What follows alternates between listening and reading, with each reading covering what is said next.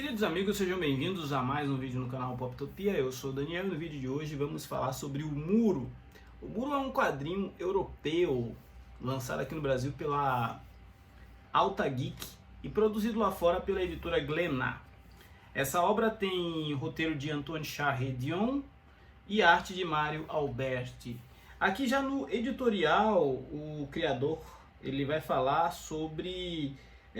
o Antoine vai falar sobre o que motivou ele a escrever essa obra, né?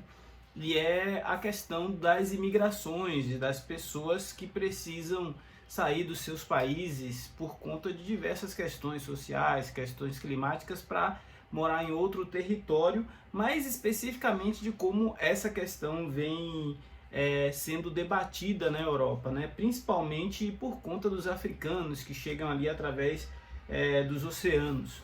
E essa história ela vai se passar alguns anos no futuro, muitos anos no futuro, onde a gente vai ver alguns clichês de mundo pós-apocalíptico serem organizados de uma forma ligeiramente diferente, né?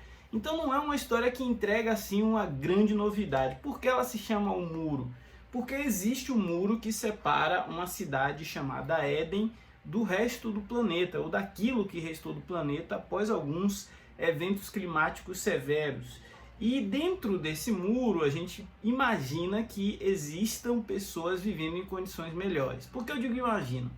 Porque a história ela é contada a partir do ponto de vista de Solal e Eva, que são dois irmãos adolescentes que estão tentando chegar em Éden, que é essa cidade que existe em algum ponto onde era o Mediterrâneo. Eva sofre de um problema respiratório e Solal está fazendo de tudo para encontrar o remédio dela. Ele acredita que o remédio dela vai existir, vai ser encontrado lá em Éden. E nessa jornada dos dois, a gente começa a ter um vislumbre desse mundo pós-apocalíptico, organizado em clãs, organizado de forma que as pessoas consigam sobreviver ali com o mínimo necessário. E nesse ponto lembra muito Walking Dead. E mais pra frente a gente vai perceber que o Éden não é exatamente aquilo que Solal e Eva esperavam, né?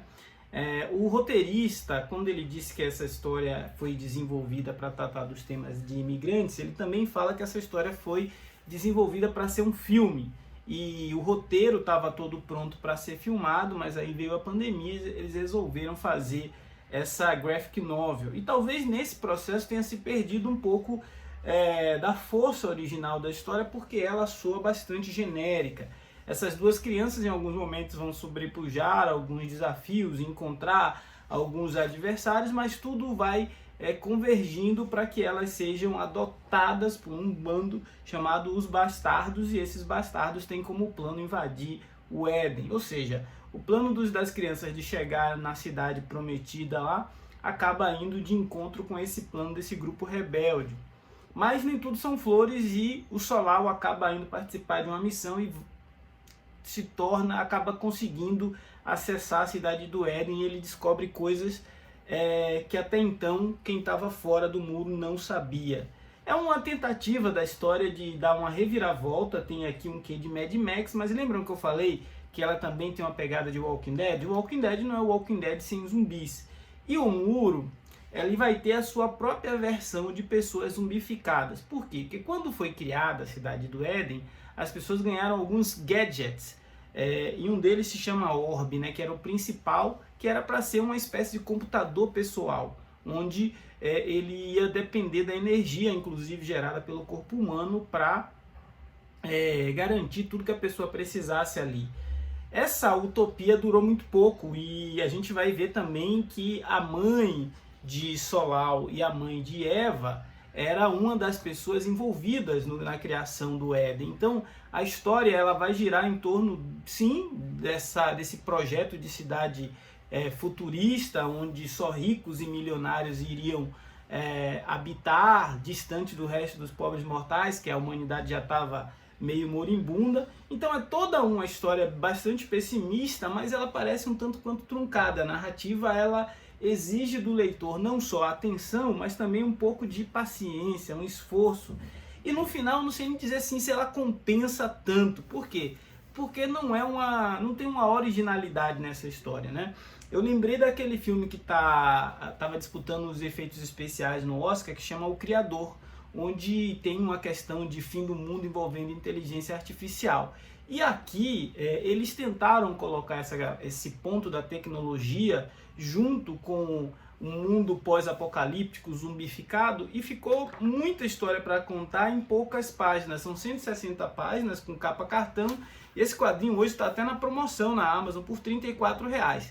É uma leitura interessante? Sim, se você gosta de histórias pós-apocalípticas, você vai curtir, mas não é uma obra assim que você vai dizer, nossa, explodiu minha cabeça, sensacional, valeu muito a pena.